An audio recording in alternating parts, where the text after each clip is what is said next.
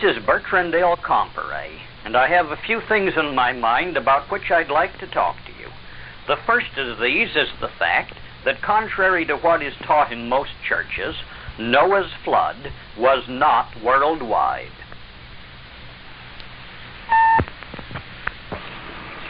Among the many mistaken and unscriptural notions commonly taught in nearly all churches is the idea that the flood mentioned in the Bible covered all the earth and drowned everybody on earth excepting only Noah and his family, who escaped death by being in the ark.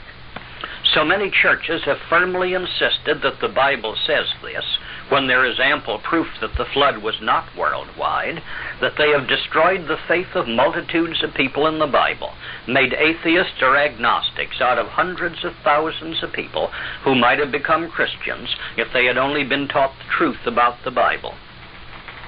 Part of this mistaken idea about the flood is due to the many mistranslations found in the commonly used King James Version of the Bible. But also, part of it appears plainly to be false if you merely carefully read even the King James Version. Let's have a look at this. In Genesis chapter 6, we read that God found the people so corrupt that he regretted that he had ever created them, and so he decided to wipe them out by a flood. And he warned righteous Noah of the coming flood, and told Noah to build a great boat or ark in which he and his family might find safety, and where they might preserve a few of each kind of the animals. In chapter 7, it tells how Noah received the final warning that the time was now at hand, and that he should move into the ark. Then it says, according to the King James Version, "And it came to pass after 7 days that the waters of the flood were upon the earth. In the 600th year of Noah's life, in the 2nd month, the 17th day of the month, the same day were all the fountains of the great deep broken up, and the windows of heaven were opened. And the rain was upon the earth 40 days and 40 nights. And the waters prevailed, and were increased greatly upon the earth, and the ark went upon the waters. And the waters prevailed exceedingly upon the earth, and all the high hills that were under the whole heaven were covered. 15 cubits upward did the waters prevail, and the mountains were covered. And all flesh died that moved upon the earth, both of fowl and of cattle and of beast, and of every creeping thing that creeps upon the earth, and every man. And the waters prevailed upon the earth 150 days. And God remembered Noah and every living thing, and all the cattle that was with him in the ark. And God made a wind to pass over the earth, and the waters assuaged. And the waters returned from off the earth continually. And after the end of the 150 days, the waters were abated. And the ark rested in the 7th month, on the 17th day of the month, upon the mountains of Ararat. And the waters decreased continually until the 10th month. In the 10th month, on the 1st day of the month, were the tops of the mountains seen." Now, first let's see what the translators have done to what Moses originally wrote. You remember that the King James Version says that the rain was upon the earth, and the waters increased greatly upon the earth, and that all flesh died that moved upon the earth. But are they right in translating this, the earth? Definitely not. Remember that in Genesis 4:14, when God has driven Cain away in punishment for his murder of Abel, the King James Version quotes Cain as saying, "Behold, thou hast driven me out this day from the face of the earth." So what did Cain do? Climb into his rocket ship and take off for outer space? Of course not. He was not driven from the face of the earth, and he never said so. Only the translators said so. The word Cain used was Adamah, meaning the ground. God had told him that his farming would no longer be successful. So Cain says, "Thou hast driven me off of the ground." And you have probably noticed that Cain's descendants today are not farmers. They run pawn shops and other money-lending institutions. When we come to the 7th chapter of Genesis, where it is talking about the flood, wherever it says that the flood covered the earth, the Hebrew word used in the original writing by Moses was eretz, meaning the land. The flood did cover that particular land where it occurred. That is, it was a local flood which covered one particular region or land, but not the whole earth. Again, notice that it specifies that 15 cubits upward did the waters prevail, and the mountains were covered. In ancient times, two different lengths of the cubit were in use. The Hebrew sacred cubit of 25 inches and the common cubit of 20 5/8 inches. Therefore, the waters rose above the tops of the mountains of which it is speaking by either 25 feet 9 inches or 31 feet 3 inches, according to which cubit you use. If this meant that all the mountains on earth were covered, the waters would have to cover Mount Everest, which is nearly 6 miles high. Therefore, all the earth would be covered by water 6 miles deep. In that case, where could it have run off to when the flood subsided? No, I don't mean that the Bible was that badly mistaken. Only the translators made this mistake, because they took a Hebrew word, eretz, which means that land, and mistranslated it to mean the whole world. A little later, we shall look over the evidence which proves where that land was. But if the whole earth was covered by 6 miles of water, then all the nations must have been completely exterminated. Yet Babylonian, Egyptian, and Chinese history runs right through this period without a break. The Bible gives the date of Noah's flood as commencing in 2345 BC and ending in 2344 BC. In Lower Sumer, later called Chaldea, and which occupied the same plains of Shinar to which Noah's family journeyed after the flood, the city of Ur of the Chaldees was the leading city from about 2400 BC until about 2285 BC, and its history is not broken by any flood in this period. Farther to the north, Babylon was rising to power from about 2400 BC on, and reached a great height of civilization under the famous King Hammurabi, who lived at the same time as the Hebrew patriarch Abraham, about 2250 BC. And again, there is no break in this history due to a flood. In Egypt, the 11th dynasty began to reign about 2375 BC over a great and powerful nation.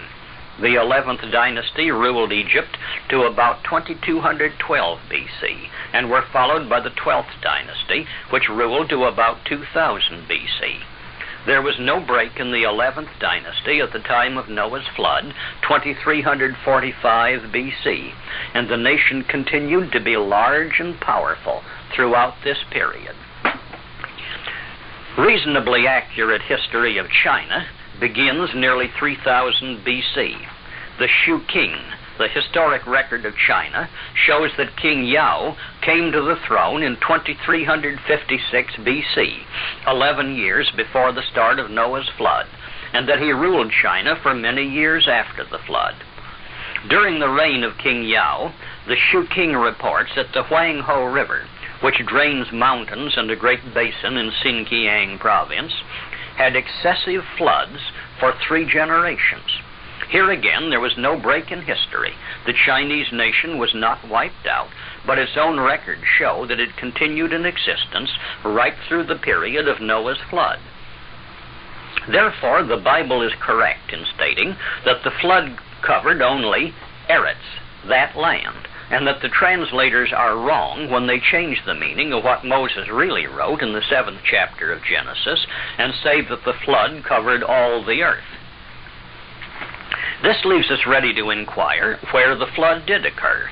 For this, we will have to start with Adam and Eve and trace where they and their descendants went. They started out in the Garden of Eden. Genesis 2, verses 10 to 14 tells us that a river went out of Eden, and this river divided into 4 streams. It names these 4 rivers, Pison and Gihon, neither of which can be identified among the rivers existing today, and Hiddekel, which is the ancient name of the Tigris River, and Phrath, the ancient name of the river Euphrates. The Tigris and Euphrates rise in what is today extreme southeastern Turkey, a little north of modern Iraq. making some allowance for the fact that many rivers have changed their courses considerably in the course of several thousand years, this still places the Garden of Eden at the northern end of ancient Akkad.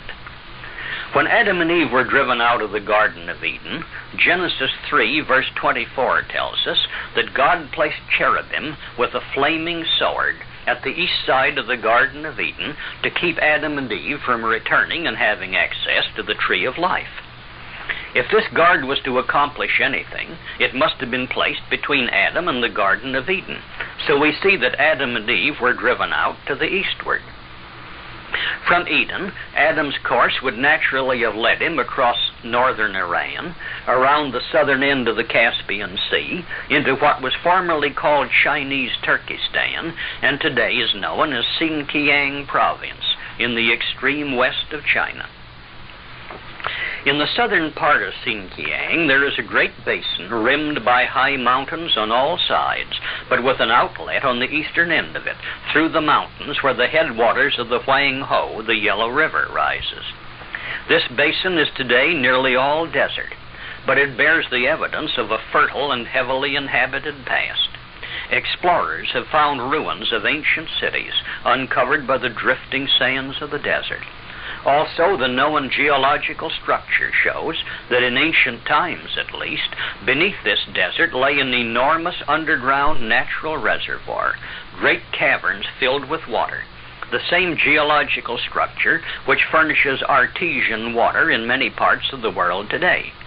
These underground reservoirs were covered by waterproof layers of rock, which kept the waters beneath from overflowing out on the land surface above them.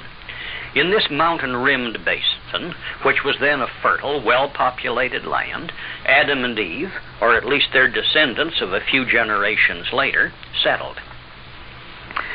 You who listen to our program already know that Adam was not the first man. He was only the first man in the present white race. Adam and Eve found this land to which they had come already populated by an Asiatic people, among whom they had to live. Through the following generations, the inevitable happened. Wherever there is integration, then intermarriage and mongrelization of the races follows. But if God had no purposes in mind which could not be properly served by the Asiatic and Negro races, there would have been no reason for him to create Adam. Neither could the purposes which Adam and his descendants were intended to serve be fulfilled by a mongrelized race. The consequences of this mongrelization are described in Genesis 6, verse 5. And God saw that the wickedness of man was great in the earth, and that every imagination of the thoughts of his heart was only evil continually. Again, we find that the word there mistranslated earth is the Hebrew word eretz, which means only the land, that particular land. And there is reason for using that Hebrew word, for this was the place where integration and mongrelization had taken place, with its degenerative effects as compared to the qualities possessed by each race separately. We find confirmation of this in the reason why God spared Noah. In Genesis 6, verse 9, your King James Version of the Bible tells you that Noah was perfect in his generations, a meaningless phrase. When anything in the King James Version of the Bible fails to make good sense, it is a sign that you should go behind the mistranslation and see what the words were in the original Hebrew or Greek. The word here translated generations was the Hebrew word toledo, which means ancestry. That is, Noah was perfect in his ancestry, a thoroughbred, not a mongrel. Noah and his family were the last remaining pure-blooded Adamites in the world. Therefore, God needed to save them to carry out the purposes he had planned for the Adamic people. The mongrelized people among whom Noah and his family lived must be removed, else they would be a trap which would eventually lead to the complete end of the pure-blooded Adamites. Have we any other evidence to support our view that this was the region where Adam and Eve and their descendants settled? Yes. Remember that Adam and Eve were driven out of Eden to the eastward. Later, when Cain murdered Abel, and as a punishment was banished from the land where Adam and Eve lived, Genesis 4 verse 16 tells us that Cain went out from the presence of the Lord and dwelt in the land of Nod on the east of Eden. The Hebrew word Nod means wandering. That is, in the upper Tigris and Euphrates valleys at the north of Eden, these rivers were running swiftly downhill from their mountain sources. Therefore, they cut themselves deep channels in the ground.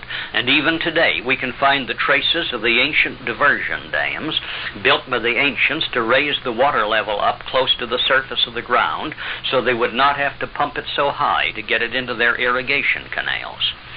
But further to the south, in the lower Tigris and Euphrates valleys, where the slope was no longer steep, the accumulation of silt picked up with the rivers where they ran swiftly was now settling to the bottom of the riverbeds, constantly raising the level, so that every high water season the rivers overflowed their banks and flooded the valleys, exactly the same as we have had in our own Mississippi Valley.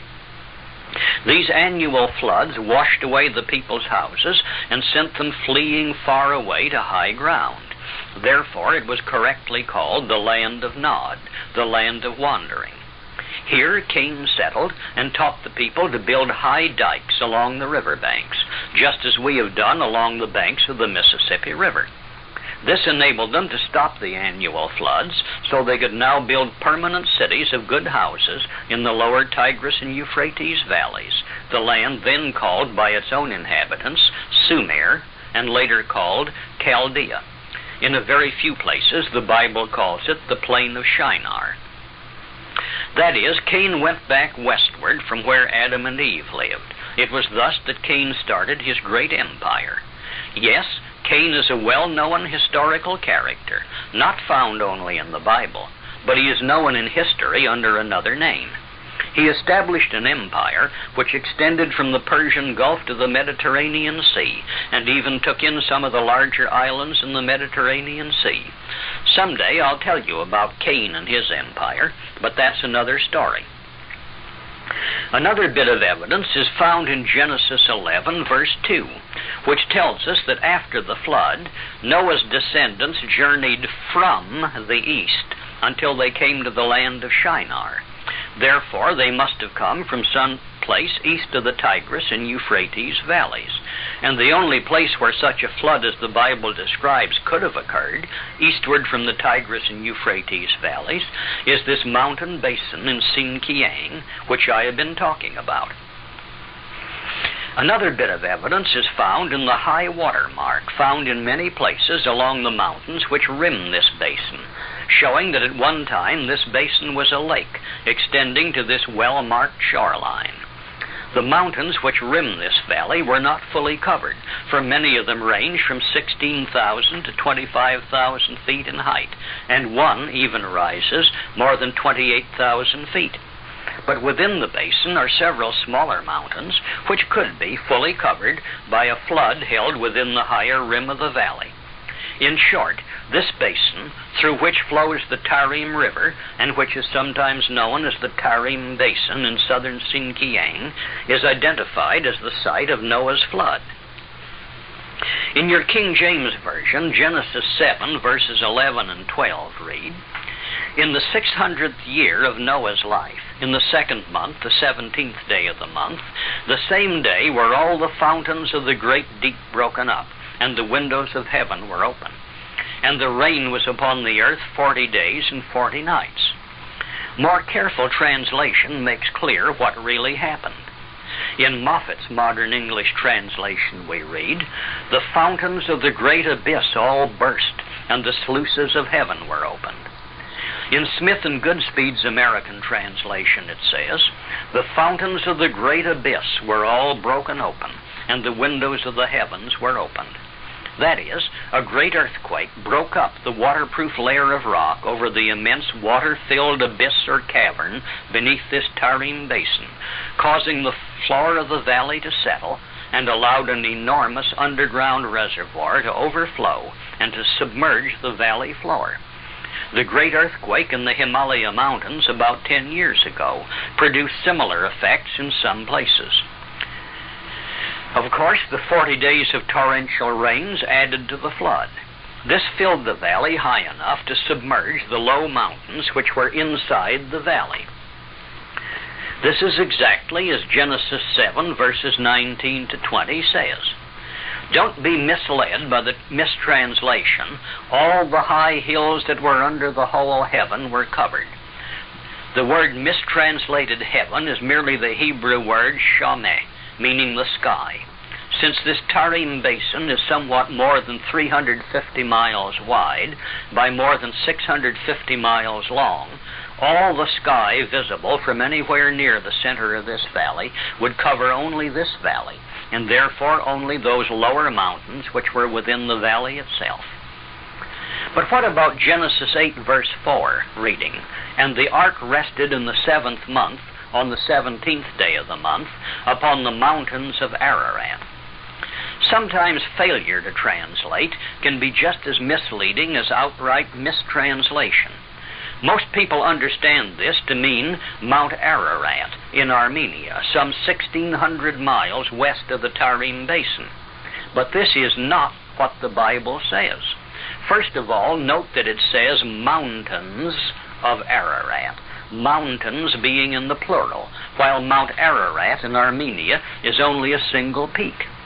But Mount Ararat in Armenia was known until comparatively recent times as Mount Massis, and nobody had ever heard of it being called Mount Ararat in Bible times.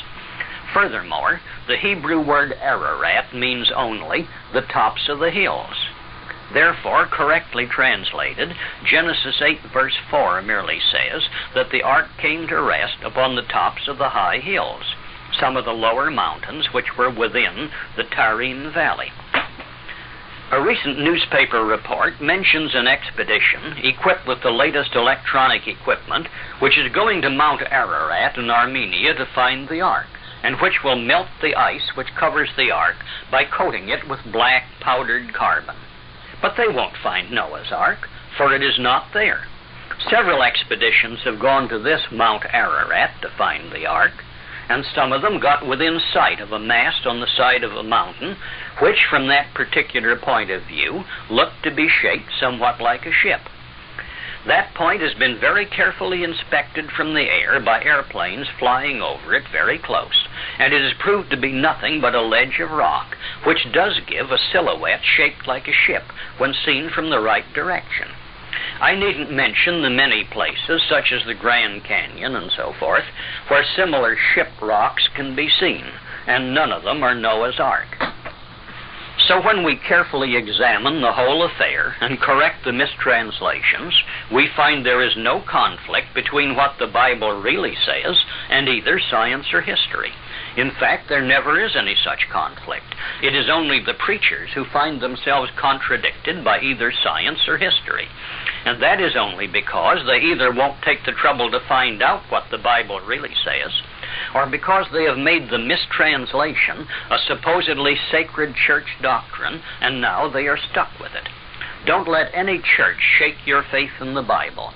The Bible is always right, even if the churches are often wrong. Let us remember another thing. The ancient Chinese historical record, the Shu King, records that during the reign of King Yao, at a time beginning about the date of Noah's flood, the Huang Ho carried excessive floods for 3 generations. Drainage out of the Tarim Basin to the eastward would have been carried off in the Huang Ho River and would account for this. Now we come to another false doctrine taught in many churches, that since nobody survived in all the earth except Noah and his family, everybody now living is a descendant of Noah and related by blood, no matter what race they belong to. But we have already seen that the flood did not cover the whole earth, but only one valley, about 350 by 650 miles in size. The Chinese history was not interrupted by it, although they do record purely local floods in the Huang Ho Valley, where the waters were draining off. We have seen that Egyptian history is not interrupted by the flood, so the continent of Africa was not touched by it, and the Negro race continued unaffected by it. It would be absurd to think that Noah and his wife both of them being white, could have one white child, one Negro child, and one Chinese child. Remember that in Genesis 1, verses 11 to 25, when God created the world and its inhabitants and made the laws governing their reproduction, He did not make it absurd chaos with whales giving birth to cattle and fish hatching out of birds' eggs. His law, repeated several times for emphasis, is always that each creature must bring forth strictly after his own kind. The churches which teach this false doctrine of everybody being descended from Noah never got it out of the Bible, that is, in any true translation of the Bible. As Moses wrote it in the Hebrew language under divine inspiration, the Bible correctly tells that Noah's descendants went out into a world already populated by people who had lived right through the time of the flood and were still going strong. Farrar Fenton's Modern English translation gives this correctly. In Genesis 10, verses 1 to 5, we read of the descendants of Noah's son Japheth, and it says, "From these they spread themselves over the sea coasts of the countries of the nations, each with their own language amongst the Gentile tribes." Genesis 10, verse 20 tells of the descendants of Noah's son Ham. These were the sons of Ham in their tribes and languages in the regions of the heathen. Genesis 10, verse 31 completes it. These are the sons of Shem, by their tribes and by their languages, in their countries among the heathen. So never let anybody tell you that the Bible consists of the fables of a primitive people. It is perfectly consistent with all true science and all true history.